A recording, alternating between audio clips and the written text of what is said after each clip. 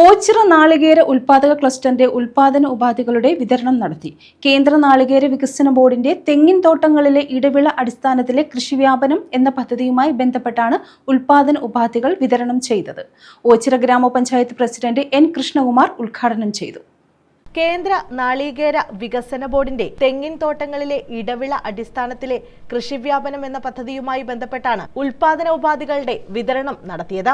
ഓച്ചിറ നാളികേര ഉൽപാദന ക്ലസ്റ്ററിന്റെ 2 ടണ്ണോളം വരുന്ന ഉൽപാദന ഉപാധികളാണ് വിതരണം ചെയ്തത്. മടത്തിൽ കാരാൺമ ബാബു ജോസഫ് എന്ന കർഷകന്റെ വസതിയിലായിരുന്നു വിതരണം.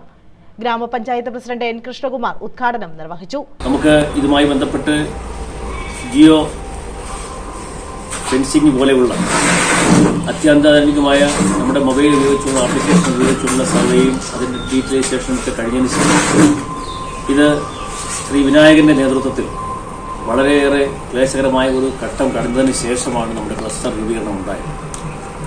സ്വാഭാവികമായും ആദ്യമായി നമ്മുടെ പ്രിയപ്പെട്ട കേരകർഷകരെ സമീപിച്ചപ്പോൾ അവർക്ക് ഒരു ആശങ്കയുണ്ടായിരുന്നു, ഇതെന്തായി തീരുമെന്നുള്ളതൊരു ആശങ്ക.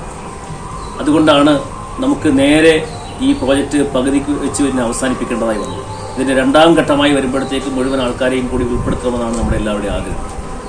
ഇതുമായി ബന്ധപ്പെട്ട് നമുക്ക് ഏകദേശം 2 ടൺ ഇഞ്ചിയും ചേനയും കൂടാണ് ഇന്ന് വിതരണം ചെയ്യുന്നത്.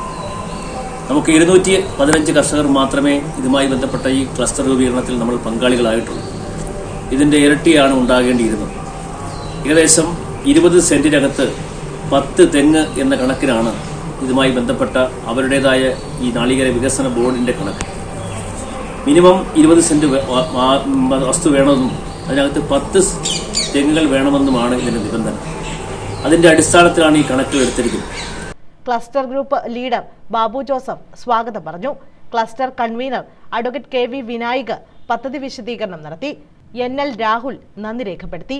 ഓച്ചിറ ഗ്രാമപഞ്ചായത്ത് പ്രദേശത്തെ സമഗ്ര നാളികേര കൃഷി വികസനത്തിനായി പുതിയ പദ്ധതികൾ പഞ്ചായത്തിന്റെ നേതൃത്വത്തിൽ വിഭാവനം ചെയ്യുമെന്നും കേന്ദ്ര തോട്ടവിള ഗവേഷണ കേന്ദ്രവുമായി ചേർന്ന് പുതിയ പദ്ധതികൾ വിഭാവനം ചെയ്യുമെന്നും ഗ്രാമപഞ്ചായത്ത് പ്രസിഡന്റ് കൃഷ്ണകുമാർ പറഞ്ഞു.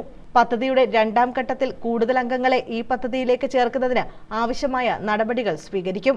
ഓച്ചിറ ഗ്രാമപഞ്ചായത്ത് പ്രദേശത്തെ എല്ലാ വാർഡുകളെയും പദ്ധതിയിൽ ഉൾപ്പെടുത്തുമെന്നും ഗ്രാമപഞ്ചായത്ത് പ്രസിഡന്റ് എൻ കൃഷ്ണകുമാർ കൂട്ടിച്ചേർത്തു. News bureau, Ochira.